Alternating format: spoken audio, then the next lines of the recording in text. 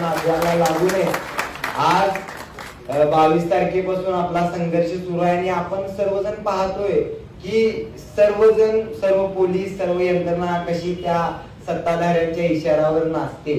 कारण की फक्त एवढं मोठं प्रकरण होतंय, छत्रपती शिवाजी महाराजांच्या नावावरून तो शिवी देतोय, स्वतः शिवाजी महाराजांचा एकेरी उल्लेख करतोय, पानसरे जे स्वातंत्र्य सैनिक होते त्यांना हरामखोर म्हणतोय, मला आईवरून बायकोवरून शिवीगाळ करतोय.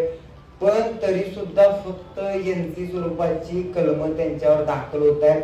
हे अत्यंत दुर्दैव आहे. ही लढाई ही फक्त सुरुवात आहे. उद्या आम्ही हायकोर्टामध्ये पिटिशन दाखल करतोय. खूप आपल्याला लढायला लागणार आहे, कारण की सगळंच त्यांचं आहे.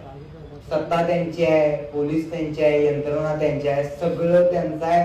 पण रस्त्यावरची जी ताकद आहे ती आपली आहे आणि त्या रस्त्यावरच्या ताकदीच्या जीवावर ह्या आमदाराचा आणि जे अशा पद्धतीने शिवाजी महाराजांचा आणि महामानवांचा द्वेष करतायत त्या सगळ्यांचा माज ही चळवळ उतरवल्याशिवाय राहणार नाही. एवढं हा इशारा मला त्यांना द्यायचा.